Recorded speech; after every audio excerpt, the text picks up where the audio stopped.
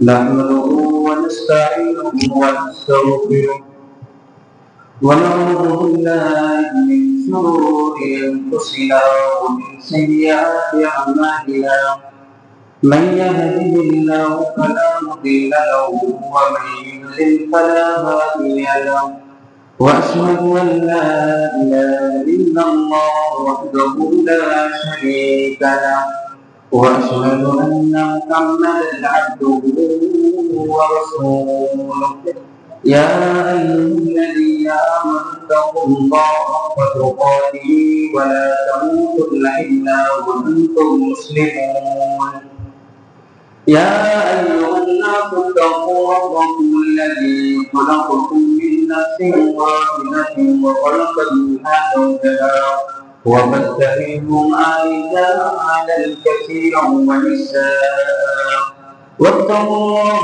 الذي تساءلون به والأرحام إن الله كان عليكم رقيبا يا أيها الذين آمنوا اتقوا الله وقولوا قولا سديدا يصلح لكم أعمالكم ويغفر لكم ذنوبكم ومن يطع الله ورسوله فقد فاز فوزا عظيما أما بعد فإن خير الحديث كتاب الله وخير الهدي هدي محمد صلى الله عليه وسلم وشر الأمور محدثاتها وكل محدثة بدعة وكل بدعة ضلالة وكل ضلالة في النار أعوذ بالله السميع العليم من الشيطان الرجيم بسم الله الرحمن الرحيم قاف والقرآن المجيد بل عجبوا أن جاءهم منذر منهم فقال الكافرون هذا شيء عجيب أئذا متنا وكنا ترابا وذلك رجع بعيد قد علمنا ما تنقض الأرض منهم وعندنا كتاب حفيظ بل كذبوا بالحق لما جاءهم فهم في أمر مريض أفلم ينظروا إلى السماء فوقهم كيف بنيناها وزيناها وما لها من فروج والأرض مددناها وألقينا فيها رواسي وأنبتنا فيها من كل زوج بهيج تبصرة وذكرى لكل عبد منيب ونزلنا من السماء ماء مباركا فأنبتنا به جنات وحب الحصيد والنخل باسقات لها طلع نضيد رزقا للعباد وأحيينا به بلدة ميتا كذلك الخروج بارك الله لي ولكم بالقرآن العظيم ونفعني وإياكم بالآيات والذكر الحكيم إنه تعالى جواد وكريم ملك برؤوف رحيم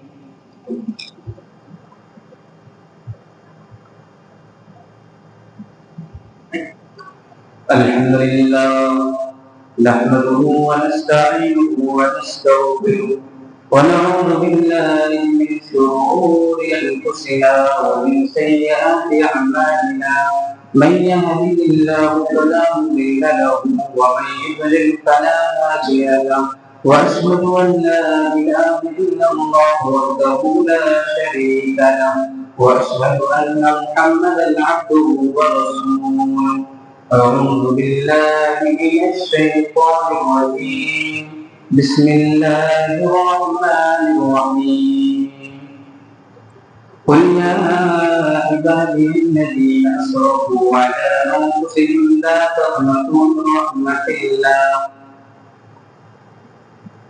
আমি পথহারিয়ে ফিরে আসি বারে বারে আমি পথ হারিয়ে ফিরে আসি বারে বারে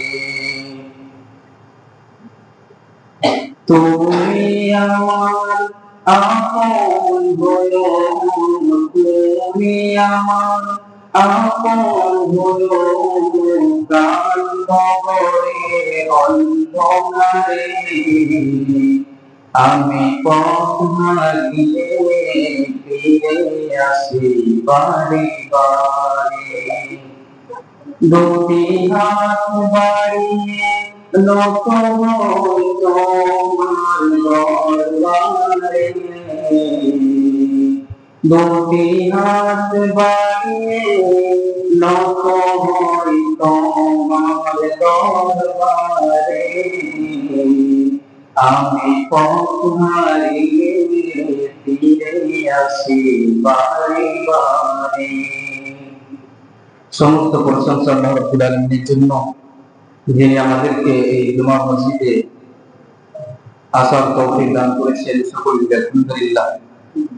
তারপরে পরে দরুদ ও সালাম নাযিল হোক সমস্ত নবী এবং রাসূলের উপরে, খাস করে আখেরি নবী জনাব মুহাম্মদ রাসূলুল্লাহ সাল্লাল্লাহু আলাইহি ওয়াসাল্লাম, তিনার উপরে কোটি কোটি দরুদ ও সালাম কান্তে ভরা অবতীর্ণ হোক। আল্লাহুম্মা সাল্লি ওয়া সাল্লিম। রমজান মাস প্রায় শেষের মধ্যে। এখন আমাদেরকে কি করতে হবে? আমরা এতগুলো ইবাদত করলাম, এতগুলো রোজা রাখলাম, এখন আমাদেরকে কি করতে হবে? আমি যদি আপনাকে একটা ছোট্ট প্রশ্ন করি যে আপনি এতদিন ধরে এই রমজান মাসে রোজা রাখলেন, ইবাদত করলেন, দান খায়রাত করলেন, কিয়ামুল লাইল করলেন, তারাবি পড়লেন, 5 ওয়াক্ত নামাজ পড়লেন, কোরআন তেলাওয়াত করলেন, আমি যদি প্রশ্ন করি যে আপনি এই নেকিগুলো কি বাঁচাতে চান? তো আপনি অবশ্যই বলবেন যে হ্যাঁ, কেন বাঁচাতে চাইবো না। আমি রাত রাত ভরে জেগে আমি কোরআন তেলাওয়াত করলাম, কিয়ামুল লাইল করলাম, সকাল থেকে সন্ধ্যা পর্যন্ত না খেয়ে থাকলাম, দান খায়রাত করলাম, আমি কেন নেকিগুলো বাঁচাতে চাইবো না? আমরা সবাই চাইবো নেকিগুলো বাঁচুক। যদি নেকিগুলো বাঁচাতে চান তাহলে আমাদেরকে হুকুকুল ইবাদত খেয়াল রাখতে হবে। হুকুকুল ইবাদত বান্দার হক। বাইরে আমার আল্লাহ পাকের নবী সাহাবাদেরকে জিজ্ঞেস করলেন, ও আমার সাহাবারা বলো দেখি উম্মতের মধ্যে সবচাইতে গরিব মিসকিন আল্লাহ ফকির কে? সাহাবারা বললেন, ইয়া রাসূলুল্লাহ, এটা কেমন কথা আপনি জিজ্ঞেস করলেন? যার কাছে টাকা পয়সা দিনার দিরহাম নেই সেই হচ্ছে সব থেকে গরিব। যার কাছে টাকা পয়সা নেই, যার কাছে দিনার দিরহাম নেই, যার কাছে মাল দৌলত নেই, সেই হচ্ছে সব থেকে গরিব। আল্লাহ পাকের নবী বললেন, না, সেই ব্যক্তি সব থেকে গরিব না যার কাছে টাকা পয়সা নেই, ধন দৌলত নেই। সেই ব্যক্তি হচ্ছে সব থেকে গরিব যে কিয়ামতের দিনে পাহাড়ের সমান নেকি নিয়ে আসবে, কিন্তু অল্প সময়ের মধ্যে তার নেকিগুলো গুনাহে বদলে যাবে, তার নেকিগুলো গুনাহে বদলে যাবে। সাহাবারা বললেন, ইয়া রাসূলুল্লাহ, আমাদেরকে অবশ্যই বলেন সেই মানুষগুলা যেন আমরা তাদের মধ্যে থেকে না হয়ে যায়। আল্লাহ পাকের নবী বললেন, ও আমার সাহাবারা শুনো, সেইগুলো কোনো অন্য জাত হবে না, সেইগুলো কোনো অন্য উম্মত হবে না, সেইগুলো তোমাদের মতো তোমাদের মুসলমান ভাই হবে, তোমাদের সাথে 5 ওয়াক্ত নামাজ পড়ে থাকবে, তোমাদের সাথে রমজান মাসে রোজা রেখে থাকবে, তোমাদের মতো বাইতুল্লাহ হজ করে থাকবে, তোমাদের মতো সব কিছু কাম করবে। কিন্তু কিয়ামতের দিনে সেই ব্যক্তি যখন অনেক বড় পাহাড়ের সমান নেকি নিয়ে আসবে, তখন সেই ব্যক্তিকে দেখে অন্য অন্য মানুষেরা বলবে, কত বড় একটা পরেজগার, কত বড় একটা মুত্তাকি, দেখতে পাচ্ছ এই ব্যক্তিটা হচ্ছে জান্নাতি, এই ব্যক্তিটা হচ্ছে জান্নাতি, এত বড় পাহাড়ের সমান নেকি নিয়ে এসেছে, এই জান্নাতে কোথায় যাবে? সেই দিন তো নেকিই দরকার। হাদিসের আলফাজ, হাদিসের মধ্যে আছে ইয়াতি হাযা ওয়া ইয়াতি হাযা। একটা মানুষ সামনের দিক থেকে আসবে, একটা মানুষ পিছন দিক থেকে আসবে, একটা মানুষ ডান দিক থেকে আসবে, একটা মানুষ বাম দিক থেকে আসবে। এইরকম ভাবে আস্তে আস্তে একটা লাইন লেগে যাবে। এসে বলবে আল্লাহ তুমি একে জান্নাতে দিচ্ছ, দুনিয়ার মধ্যে এটা আমার ভাই ছিল, দুনিয়ার মধ্যে এটা আমার পড়োশী ছিল, দুনিয়ার মধ্যে এটা আমার মুসলিম ভাই ছিল, আমার এত টাকা মেরে খেয়েছে, আমার জমিন দামে খেয়েছে, আমাকে কষ্ট দিয়েছে, আমাকে গালি দিয়েছে, আমাকে অন্যায় কথা বলেছে। এইরকম ভাবে সব ক্লেম করবে, লাইন একটা লম্বা লাইন লেগে যাবে। কেউ বলবে আমার টাকা খেয়েছে, কেউ বলবে আমাকে গালি দিয়েছে, কেউ বলবে আমার জমিনদার দিয়ে দিয়েছে। এইরকম করতে করতে একটা লম্বা লাইন লেগে যাবে, সব ক্লেম করবে।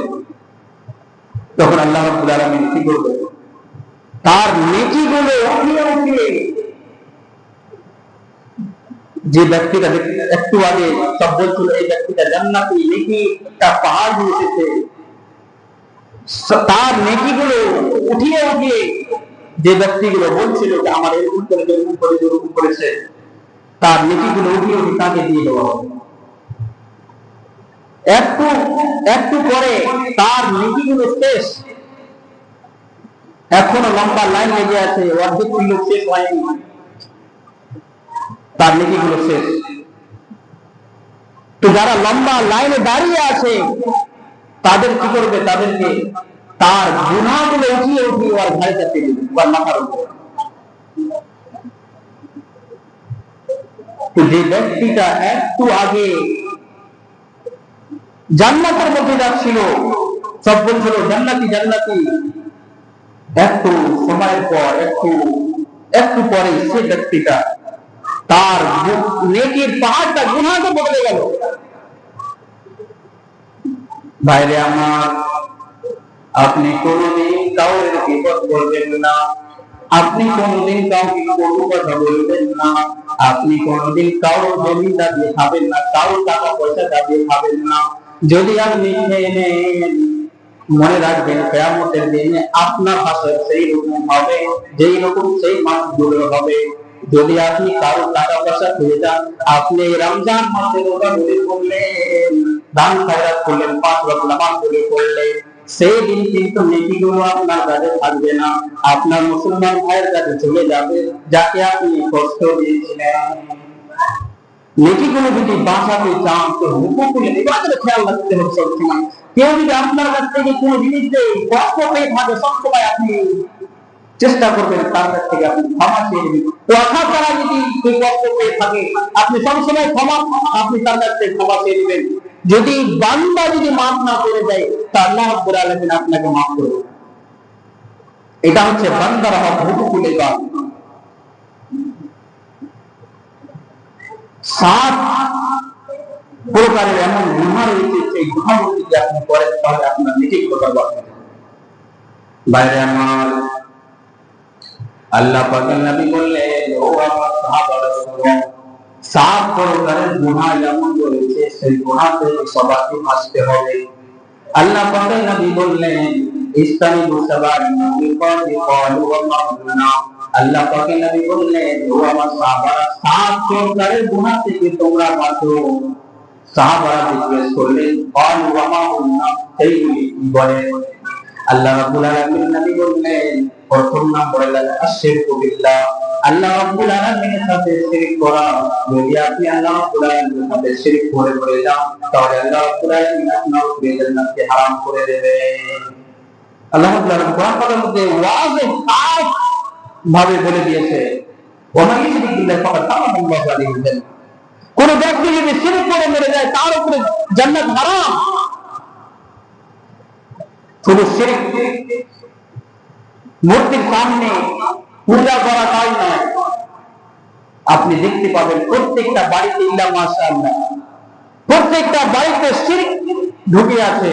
কেউ তাবিজ রংটাছে, কেউ তাবিজ বানছে, কেউ আকীদা যার খারাপ, আকীদাও খারাপ, আকীদার মধ্যে শিরক ঢুকে আছে। আমরা মনে করছি এটা তো দোয়া সূরা, এটা তাবিজ রংটালে কি অসুবিধা? আল্লাহ পাকের নবী বললেন, মান তাআল্লাকা তামিমাতান ফাকাদ আশরাক। তুমি দেখতে যদি তাবিজ বান্দা বেঁধে না, সে শিরক করলো। আর শিরকের ব্যাপারে আল্লাহ রাব্বুল আলামিন বলেই দিয়েছেন, শিরক আল্লাহ রাব্বুল আলামিন মাফ করবেন না, শিরক যে করবে তার উপরে জান্নাত না। তারপরে বললেন ওয়াসিহর, জাদু করা। জাদু করাটা অনেক বড় ধরনের গুনাহ। ওয়াকলু মালুল ইয়াতীম, ইয়াতীমের মাল খাওয়া।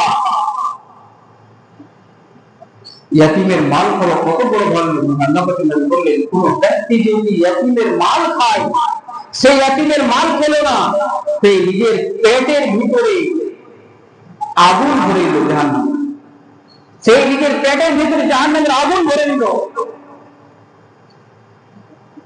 আশরিকু বিল্লাহ ওয়া সিহর ওয়া আকলু রিবা, সুদ খাওয়া। সুদ খাওয়া অনেক বড় ধরনের গুনাহ। এই সব জিনিসের তাফসীলের সময় নেই, শুধু বলে দিচ্ছি কোন কোনটা গুনাহ আপনারা সবাই জানেন। সুদ কত খতরনাক গুনাহ।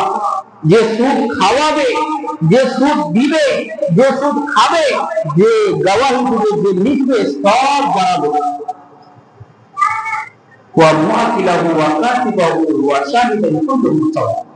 আল্লাহ পাকের নাম বলেন সব গুনাহকে বরাবর করে দাও। ওয়া আকলু রিবা ওয়া আকলু মালুল ইয়াতীম ওয়া তাওয়াল্লা ইয়াউমাল যুহর। লড়াইয়ের ময়দান থেকে কেউ যদি ফিরে চলে আসে, মুসলমানদের লড়াই হচ্ছে ইসলামের টিকার জন্য, সেই লড়াই থেকে মুসলমান ময়দান থেকে পালিয়ে চলে আসে, পিঠ দেখিয়ে চলে আসে, এটা অনেক বড় ধরনের গুনাহ। তারপরে বললেন ওয়া তাওয়াল্লা ইয়াউমাল যুহর ওয়া কাযফুল মুহসানাতিল মুমিনাতিল গাফিলাত। এটা অনেক আম রয়েছে আমাদের সমাজে, কি আমরা তার হাকিকতটা আমরা জানি না, কিন্তু কারোর উপরে আমরা ইলজাম লাগিয়ে দিই।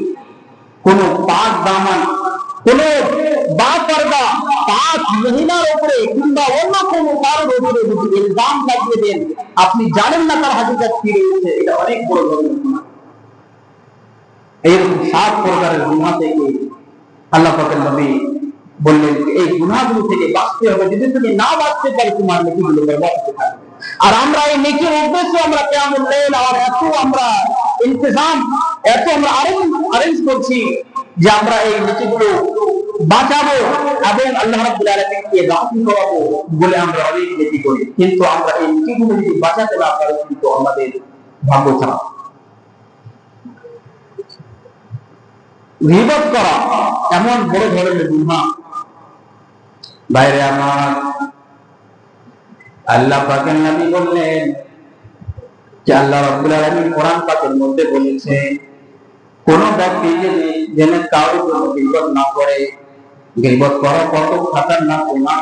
আপনি যদি কোন মানুষের, কোন মুসলমান ভাইয়ের যদি আপনি গীবত করে থাকেন, কিয়ামতের দিন আল্লাহ রাব্বুল আলামিন আপনার মৃত্যু ভাইয়ের মাংস খিলাবে। মানুষের মাংস, তারপর নিজের ভাই, তারপরে ভাই কেমন মৃত্যু ভাই, মৃত্যু ভাইয়ের মাংস আল্লাহ রাব্বুল আলামিন কিয়ামতের দিন খিলাবে যদি আপনি গীবত করে থাকেন। হযরত আয়েশা সিদ্দিকা রাদিয়াল্লাহু তাআলা আনহা নবী করিম সাল্লাল্লাহু আলাইহি ওয়াসাল্লামের কাছে আসলেন আর এসে বলছেন, হযরত সাফিয়া রাদিয়াল্লাহু তাআলা আনহা তার কদ সে একটু নাটা সাইজের ছিল, সে লম্বা ছিল না। তখন আয়েশা সিদ্দিকা রাদিয়াল্লাহু তাআলা আনহা এসে নবী সাল্লাল্লাহু আলাইহি ওয়াসাল্লামকে বলছেন, তাকে সাফিয়া রাদিয়াল্লাহু তাআলা আনহা এরকম নাটা সাইজের বলে নবী সাল্লাল্লাহু আলাইহি ওয়াসাল্লামকে বললেন।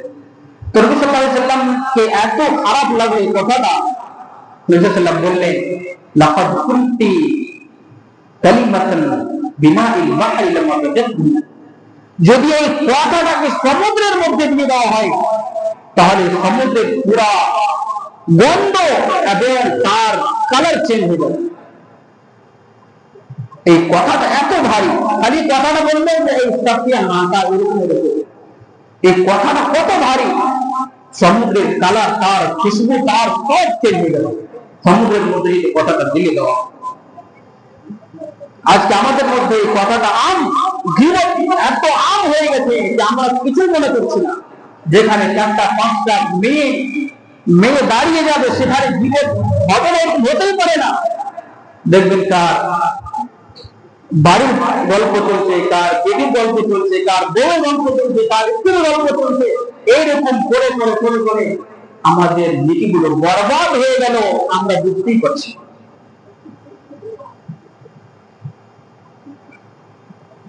কোন মুসলমান যেন কোন নিজের মুসলমান ভাইকে দেখে যেন মুখ না ফিরিয়ে নেই। কথাতে কোনদিন লড়াই হয়ে গেছে, ঠিক আছে, কিন্তু 3 দিন থেকে বেশি যেন নিজের মুসলমান ভাই থেকে সে যেন দূরে না থাকে, সালাম কালাম যেন করে, 3 দিন থেকে বেশি যেন সময় না নেয়।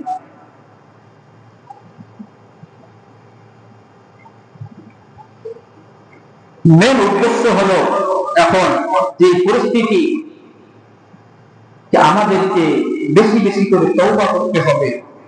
যদি আমরা তওবা না করি তাহলে কিন্তু আমাদের গুনাহ যদি মোচন না হয় তাহলে কিন্তু আমরা হালাক বরবাদ হয়ে যাব। এই জুমার খুতবার মিম্বরে নবী সাল্লাল্লাহু আলাইহি ওয়াসাল্লাম বলেছেন, কোন ব্যক্তি যদি রমজান মাস পেয়ে নিজের গুনাহ খাতাকে যদি মোচন না করে নিতে পারবে, সেই ব্যক্তি যেন বরবাদ হয়ে যাবে। তো এই রমজান মাসে বেশি বেশি করে তওবা করা দরকার। আর আমরা মনে করছি আমি এতগুলো গুনাহ করলাম যে আল্লাহ রাব্বুল আলামিন আমাকে maaf করে দেবে। ভাইরা আমার, আল্লাহ রাব্বুল আলামিন কোরআন পাকের মধ্যে বলেন, কুল ইয়া ইবাদিয়াল্লাযীনা আসরাফু আলা আনফুসিহিম লা তাকনাতু মির রাহমাতিল্লাহ। এই নবী পাক তুমি বলে দাও, যারা নিজের নফসের উপরে জুলুম করেছে, অন্য অন্য বড় ধরনের গুনাহ করেছে, অনেক বেশি গুনাহ করেছে, তুমি আমার উম্মতেরাকে বলে দাও যেন সে আমার রহমত থেকে যেন সে মায়ুস না হয়ে যায়। আমার রহমত অনেক বড় ধরনের রহমত, আমার রহমত থেকে সে যেন মায়ুস না হয়ে যায়। অনেক গুনাহ করেছে, ঠিক আছে, কিন্তু আমি রহমান, আমি রহিম, আমি গফফার, আমি গফুর, আল্লাহ রাব্বুল আলামিন বলেছেন। অন্য জায়গায় আল্লাহ রাব্বুল আলামিন কোরআন পাকের মধ্যে বলেছেন, ইন্নাল্লাহা লাগাফুরুর রহিম। যারা আরবি গ্রামার জানে তারা বুঝতে পারবে এই যে আল্লাহ রাব্বুল আলামিন কি বলতে চেয়েছেন। ইন্নাল্লাহা লাগাফুরুর রহিম, এই যে আল্লাহ রাব্বুল আলামিন এই জায়গাতে এত খতরনাক লফজ ব্যবহার করেছেন, তাকিদ দর তাকিদ। আল্লাহ রাব্বুল আলামিন বলছেন ইন্না, নিজের জাতে পাওয়ারফুল একটা শক্তিশালী একটা লফজ। এই যে আয়াতটা যদি আমরা তরজমা করি তাহলে এই আয়াতের হক কিন্তু আদা হবে না, এর তরজমাই হবে না।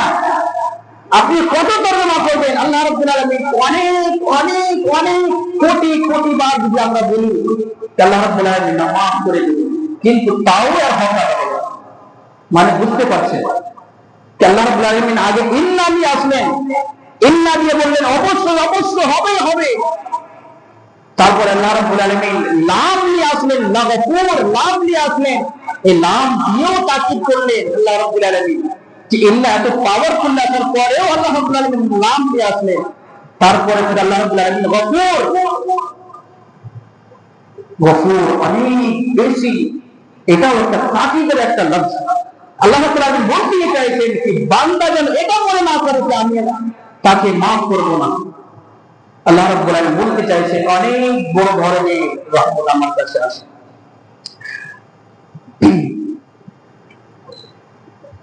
তওবা করতে হবে, তওবার ফজিলত অনেক বেশি রয়েছে। বান্দা যখন কোন সময় আল্লাহ রাব্বুল আলামিনকে বলে ইয়াদ করে, মনে করে, তার সে বলছে বলে আল্লাহ রাব্বুল আলামিন আমি এই গুনাহ করছি, আমি তোমার কাছে তওবা করছি, আমি ক্ষমা চাই, আল্লাহ রাব্বুল আলামিন অনেক বেশি খুশি হন। কত খুশি হন একটা উদাহরণ দিয়ে আমি আপনাকে বুঝাই। একটা মানুষ সফরে বের হলো, তার সব সামান পাতি একটা উটের উপরে রাখা হলো, আর সে উট নিয়ে সেই চলে দিল। অনেক দূর যাওয়ার পরে মরুভূমি জায়গাতে, যেখানে কোনো বস্তি নেই, কোনো এলাকা নেই, মানুষ এখানে আবাদ হয় না, খানা পানির ব্যবস্থা নেই, খাওয়া দাওয়া সবকিছু সেই উটের উপরে নিয়ে সে রওনা হয়েছে। মোটামুটি রাস্তাতে পৌঁছার পরে একটু ক্লান্ত হয়ে পড়ল, সে বিশ্রাম করার জন্য সেই গাছের ছায়াতে গিয়ে শুয়ে পড়ল। শোয়ার পরে যখন তার চোখ খুলছে তখন দেখছি আমার সামনে সে উটটা নেই, তার কাছে যে উটটা ছিল উটটা নেই, কোথায় চলে গেছে। এখন সে কি মনে করছে, এখন সে এটাই মনে করছে যে আমার বাঁচার কেউ এখন চান্স নেই। খাওয়া দাওয়া যত যা ছিল সে উটের উপরে ছিল, আর আমি যদি মনে করি আমরা এখান থেকে হেঁটে চলে যাবো তাও যেতে পারবো না, এত দূর এলাকা। এখন আমি যে করবোটা কি, এখন আমার সামনে মরণ ছাড়া আর কিছুই নেই। তখন সে ভাবনা চিন্তা করে আবার সে শুয়ে পড়লো, সেই গাছের ছায়াতে আবার সে শুয়ে পড়লো। কিছুক্ষণ পরে দেখছে যখন তার দুবারা চোখ খুলছে তখন দেখছে ওটা সামনে হাজির হয়ে আছে, ওটা সামনে হাজির আছে। তখন সে কত না খুশি হতে পারে, কত খুশি হবে সে জানেন আপনি? তার কি 5,000 টাকা হারিয়ে গিয়েছিল, তার 10,000 টাকা হারিয়ে গিয়েছিল না, তার জিন্দেগি হারিয়ে গিয়েছিল। সে তো মনে করছিল আমার মরণ ছাড়া কিছুই নেই, এখন আমার মরতেই হবে। সেই দুবারা জিন্দেগি পেয়ে গেল, জীবন পেয়ে গেল, কত খুশি হতে পারে। তো আল্লাহ রাব্বুল আলামিন বলছেন, আল্লাহ পাকের নবী, ওই ব্যক্তি যতটা খুশি হয় তার থেকে বেশি খুশি আল্লাহ রাব্বুল আলামিন তখন হয় যখন বান্দা আল্লাহ রাব্বুল আলামিনের সামনে নিজের গুনাহ তওবা করে। আল্লাহ এত বেশি আল্লাহ রাব্বুল আলামিন খুশি হয়। আপনি মনে করছেন অনেক বড় বড় গুনাহ করে আল্লাহ মাফ করবে, এটাও শুনেন। বনি ইসরাইলের টাইম হয়ে গেছে, দু চারটি কথা বলি। বনি ইসরাইলের জামানাতে একটা মানুষ 99টা হত্যা করেছে, আর হত্যা করা কত বড় ধরনের গুনাহ আল্লাহ রাব্বুল আলামিন কোরআন পাকের মধ্যে বলেছে যে মান কাতালা নাফসান বিগাইরি নাফসিন আও ফাসাদিন ফিল আরদি ফাকান্নামা কাতালান নাস জামিআ। কোন মানুষ যদি কোন ব্যক্তিকে, মানুষ সে হিন্দু হোক, মুসলিম হোক, খ্রিস্টান হোক, ইহুদি হোক, কেউ भी হোক না কেন, বিনা দরকারে যদি কেউ কাউকে হত্যা করে দেয়, একটা মানুষকে যদি আপনি বিনা দরকারে হত্যা করেন, তাহলে আপনি একটা মানুষকে হত্যা করলেন না, কাতালান নাস জামিআ, সমস্ত মানুষকে আপনি কতল করে দিলেন। একটা মানুষকে যদি আপনি কতল করে দিলেন, সেই রকম মানুষকে সেই 99টা কতল করেছে, হত্যা করেছে। আর তার উল্টা এটাই যে কোন মানুষ যদি কারোর জান বাঁচিয়ে নেয়, কোন মানুষ যদি কারোর জান বাঁচিয়ে নেয়, তাহলে একটা মানুষ সে জান বাঁচালো না, সমস্ত মানুষই সে জান বাঁচালো। আল্লাহ রাব্বুল আলামিন জানের হিফাজত করেছেন, প্রত্যেকটা জীবের হিফাজত করেছেন। এরপরে হচ্ছে 99টা কতল করে হত্যা করেছে, যে কত বড় জালিম হতে পারে। একটা আবিদকে গিয়ে জিজ্ঞেস করছে, এই আলিম নয়, সে আবেদ ইবাদত গুজার আল্লাহ রাব্বুল আলামিন, তাকে গিয়ে জিজ্ঞেস করছে যে আমি এতগুলো গুনাহ করেছি, এতগুলো লোককে মার্ডার করেছি, এখন কি আমার জন্য তওবার দরজা কি খোলা আছে? আমি কি তওবা করতে পারি? আমার তওবা কি কবুল হবে? সে বলছে হ্যাঁ, তুমি মানুষকে কতল করেছো, হত্যা করেছো, তওবা না না না, তওবা হবে না। যখন কথাটা কওয়া তাকে মার্ডার করে দিল, 100 গিলতি পোড়া করে দিল। যেমন আমার তওবা কবুলই হবে না, 3 মিনিট বেঁচে আছে, ওর গর্দান হওয়ার পরে আমার দিনের ভিতরে খেয়াল আসলো তওবা করা যায়। অনেক বড় বড় গুনাহ করলো। একটা আলিম জিজ্ঞেস করলো, আমি 100টা মানুষকে খতম করেছি, এখন কি করব? আমি তওবা করতে চাই। তখন সে আলিমটা বলল, তোমার তওবা কবুল হবে।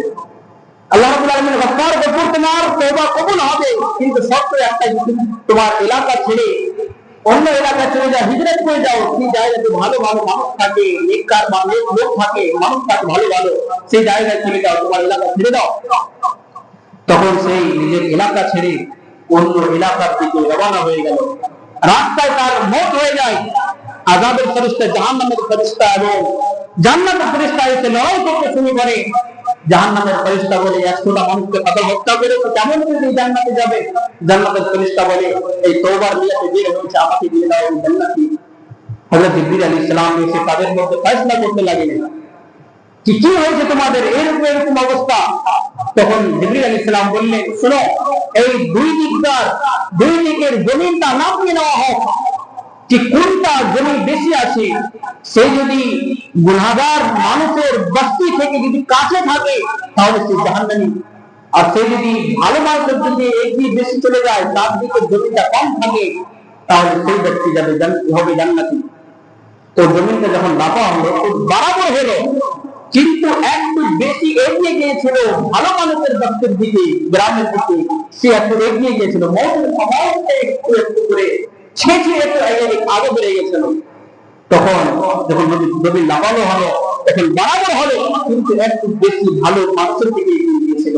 তখন সেই ব্যক্তি আল্লাহ রাব্বুল আলামিনের সেই ফেরেশতা জিবরিল আলাইহিস সালামকে ফয়সালা করলেন এই ব্যক্তিকে জান্নাতি ফেরেশতা দিয়েছেন। তো বলার উদ্দেশ্য হলো এটাই যে আপনি কোন দিয়ে সিচুয়েশন হোক না কেন, আপনি কত বড় গুনাহ করুন না কেন, আল্লাহ রাব্বুল আলামিন সব সময় বান্দা তওবা কবুল করার জন্য প্রস্তুত রয়েছে। এখন কথা হচ্ছে এটাই যে আমি তওবা তো করছি, আমি দোয়া তো করছি, আমি অনেক দোয়া করছি, আমার দোয়া কেন কবুল হচ্ছে না? দোয়া তো করতেই হবে, সময় নেই এই কথার খাওয়া দাওয়ার জন্য। এই কথা শুনলে লাভ আছে? তো আমরা বলছি আমি এতগুলো দোয়া কবুল করছি, দোয়া করছি, কিন্তু কবুল কেন হচ্ছে না?